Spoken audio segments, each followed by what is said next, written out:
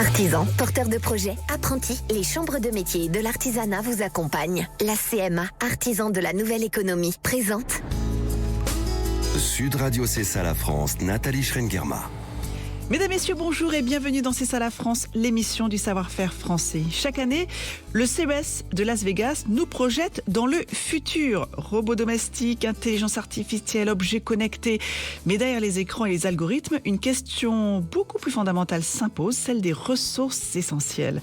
En 2026, au cœur du plus grand salon technologique mondial, une entreprise française est venue rappeler une évidence parfois oubliée. Sans eau, il n'y a ni technologie, ni confort, ni avenir. Cette entreprise, c'est Groupe Eau, une start-up créée fin 2024, revenue tout juste du CES de Las Vegas avec une ambition forte, rendre les particuliers autonomes en eau grâce à une solution baptisée Infinito. Une technologie biomimétique, on va en parler, sans chimie, lourde, capable de capter, régénérer et réutiliser l'eau dans l'habitat jusqu'à créer un cycle quasi infini. Une innovation française conçue entre le Nord et le Sud, pensée pour répondre au stress hydrique mondial. Et pour en parler, nous recevons aujourd'hui Emmanuel Berthaud, directeur général, dont la vision de l'eau circulaire s'exporte désormais à l'international. C'est parti. Sud Radio C'est ça la France. Emmanuel Berthaud, qui est à la tête de ce groupe Eau. Merci d'être avec nous, Emmanuel. Oui, bonjour. Alors cette vision de l'eau circulaire, cette volonté de rappeler finalement, même au CES de Las Vegas, qu'il faut placer l'eau au cœur de l'innovation technologique mondiale, c'est bien ça ? Oui, l'eau c'est la vie, donc si on n'a pas d'eau, qu'est-ce qu'on fait ? Alors rappelez-nous un petit peu comment s'est créé ce groupe Eau. C'était fin 2024, donc c'est une entreprise qui est quand même toute récente. Quel a été le déclencheur initial ?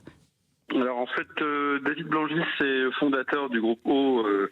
Il est docteur en biologie de l'eau, il est président du groupe Eau, et il a toujours eu cette vision sur l'eau. Donc en février, il m'a recontacté parce qu'il savait que j'avais cette même vision et que j'avais cédé mon entreprise l'année dernière. Et alors deux points importants, c'est que David, en tant que docteur en biologie de l'eau, était en fait expert en traitement de l'eau et avait racheté l'année dernière un actif qui s'appelle Inphyto et qui permet de faire de la phytoépuration. Donc c'est ce qu'on appelle le traitement par les bactéries, par la nature, des eaux noires. Oui. Et de mon côté, moi je suis l'expert français de la biofiltration puisque ces biofiltrations permettent de traiter les eaux grises. Et en se rejoignant, on a décidé de cette manière-là de créer Infinito, qui est une solution qui est capable de traiter toutes les eaux de l'habitat. Donc les eaux grises, c'est les eaux de pluie, les eaux de douche, les eaux de bain. Les eaux noires, ce sont les eaux de toilette, de cuisine, donc l'évier et la vaisselle. Et donc, c'est de pouvoir finalement capter ces eaux dans l'habitat, les biorégénérer sans chimie et d'avoir finalement une eau qui va être stockée pure et réutilisable, comme vous l'avez dit, à l'infini dans l'habitat, d'où ce nom Infinito. Donc, vous étiez complètement complémentaires. Exactement. Et on avait cette vision globale de protéger l'eau. Et pour y arriver, il y avait besoin de cette double dimension de compétences techniques et aussi d'avoir des outils autour du finalement ce qu'on appelle la gestion digitale de l'eau, parce que aujourd'hui on ne peut pas imaginer d'avoir uniquement des solutions complètement low-tech.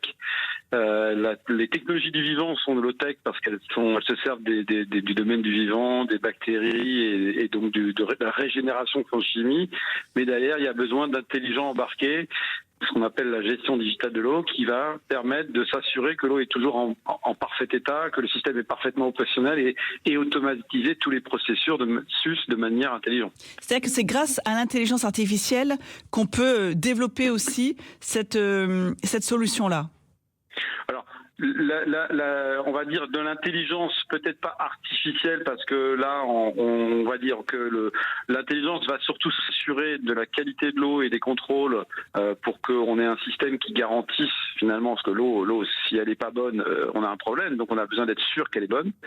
L'artificiel, je dirais que c'est que on est capable de se connecter à des bases de données qui vont nous donner des prévisions météo, qui vont nous donner des informations qui vont permettre d'améliorer la performance du système. Mais en quoi Infinito constitue-t-il une rupture par rapport aux autres systèmes classiques de récupération ou de traitement de l'eau qu'on peut trouver sur le marché ? Alors, c'est une rupture en plusieurs points. La première chose, c'est que c'est une machine unique qui permet de traiter l'ensemble. Oui. Aujourd'hui, vous êtes capable de trouver des sous-composants qui vont traiter l'eau de pluie, qui vont traiter l'eau de grise, qui vont traiter les eaux noires, mais aucun d'eux ne se parle et aucun d'eux n'est fait pour aller ensemble. Donc ils ne permettent pas d'aller vers cet objectif de l'autonomie en eau de l'habitat. Et ils ne se parlent pas ni sur le plan de l'eau, ni sur le plan biologique, ni sur le plan justement de la gestion digitale de l'eau. Et donc le fait d'avoir un outil complet permet, d'assurer cet objectif qui est l'autonomie en eau de l'habitat, et deux, ça permet de garantir cette qualité d'eau qu'on ne trouverait pas. Et trois, pour finir, c'est bien plus économique. C'est-à-dire que si vous achetez 5 machines pour faire le job pour tout l'habitat, vous allez faire que vous aurez 5 fois de la redondance technique. Dans notre cas, il y a une seule machine, donc c'est beaucoup plus compétitif. Donc ça devient envisageable financièrement, parce que si l'outil vaut 15 000 euros ou en vaut 50, c'est pas la même chose. Et d'ailleurs, c'est quoi la fourchette de prix ? Ah voilà, 15 000 euros, c'est ça. 15 000 euros pour l'installation. Voilà, alors on est entre 15 et 20 000 en fonction de la taille de l'habitat. Et vous annoncez pour cela, la promesse, c'est l'autonomie totale. Ça veut dire que jusqu'à 100% d'économie d'eau du réseau pour une maison de combien de personnes, de quelle surface, qu'on puisse se projeter. Voilà, alors il y a une eau qu'on ne fera pas, mais c'est un choix, je dirais, volontaire, c'est l'eau à boire. Pourquoi ? Parce que pour ça, il faudrait avoir un laboratoire d'analyse d'eau embarqué qui est capable de garantir que l'eau est toujours parfaite. Pour une deuxième raison, c'est qu'il y a dans l'eau à boire, il y a des minéraux, il y a un certain nombre de composants qu'il faudrait réintroduire, ce que font très bien certaines machines, et ce qui sera une option à venir dans nos futurs systèmes. Mais aujourd'hui, commençons par le commencement.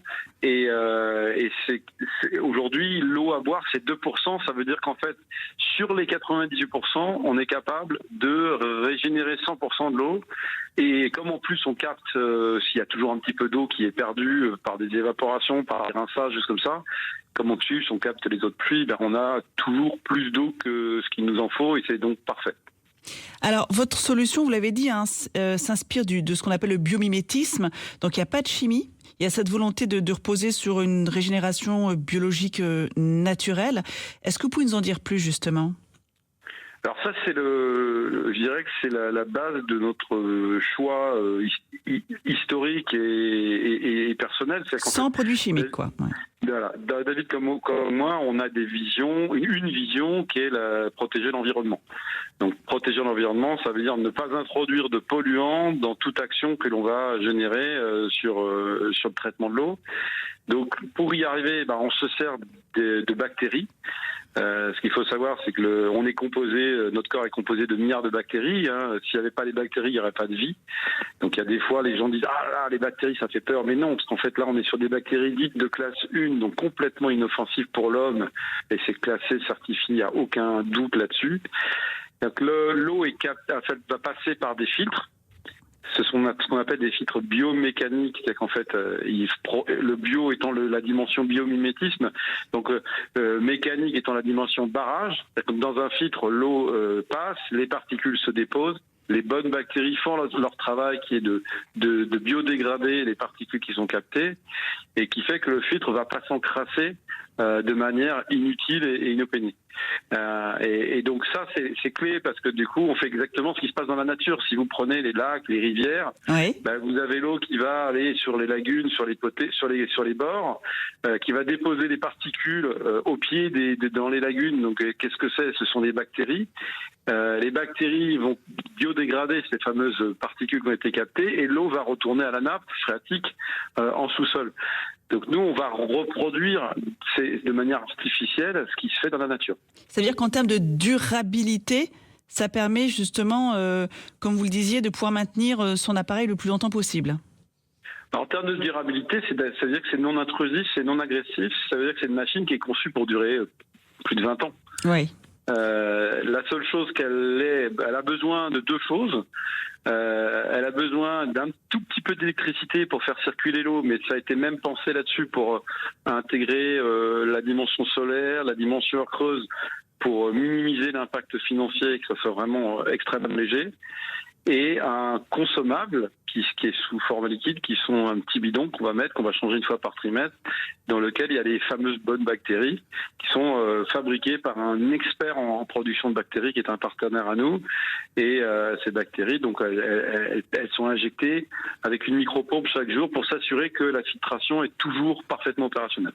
Mais alors justement, en termes d'amortissement, de rentabilité, après l'achat d'un objet technologique comme celui-ci, vous l'avez estimé à combien d'années ?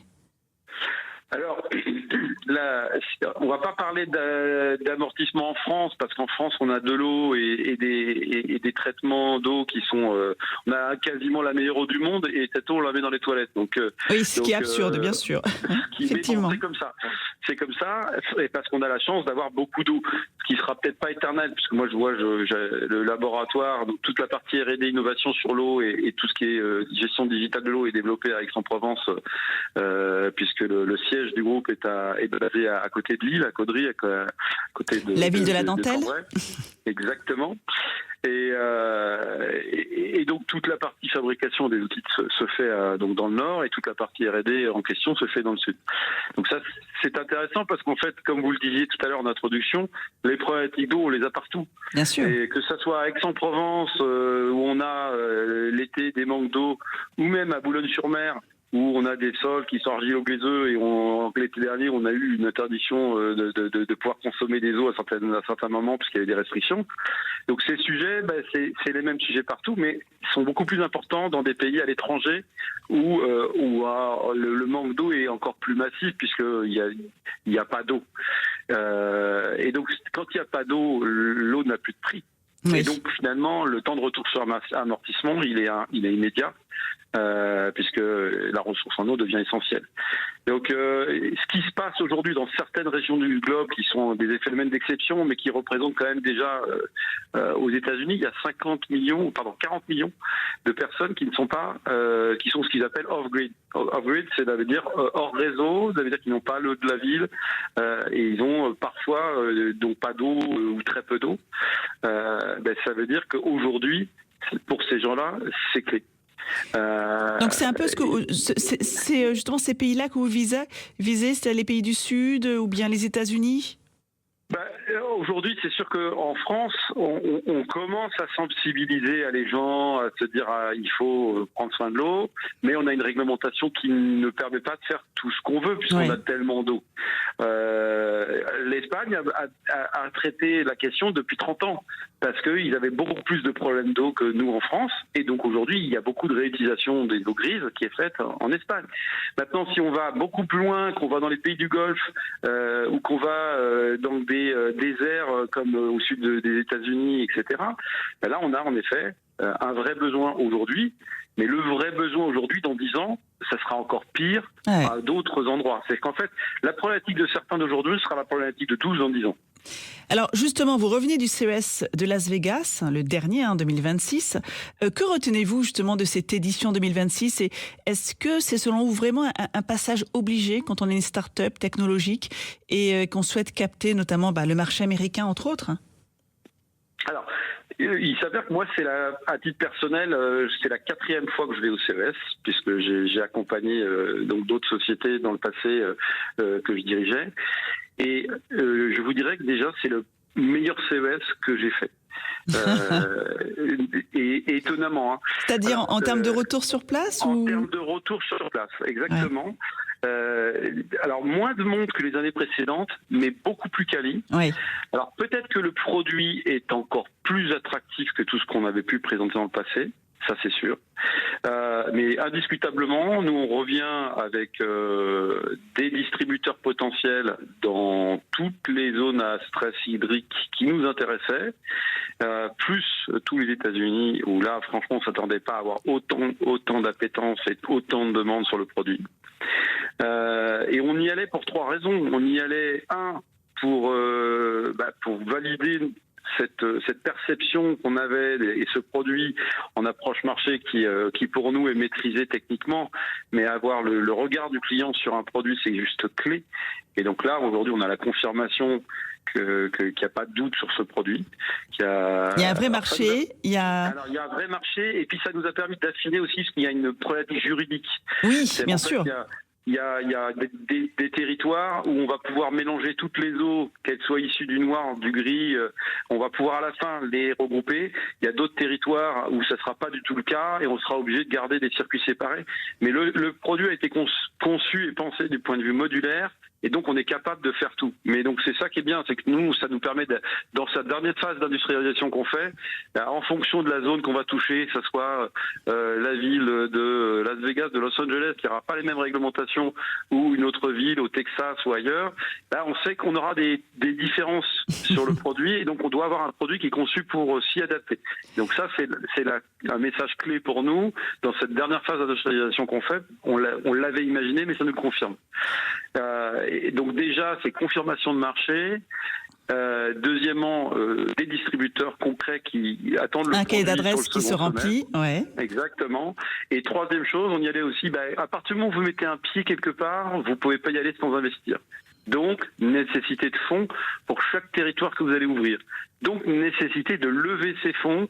Et aujourd'hui, très clairement, il y a des investisseurs qu'on a rencontrés sur le salon, avec qui on a déjà des nouveaux rendez-vous prévus, et des investisseurs qui sont étrangers, certains sur les pays arabes, d'autres aux États-Unis, et d'autres en France.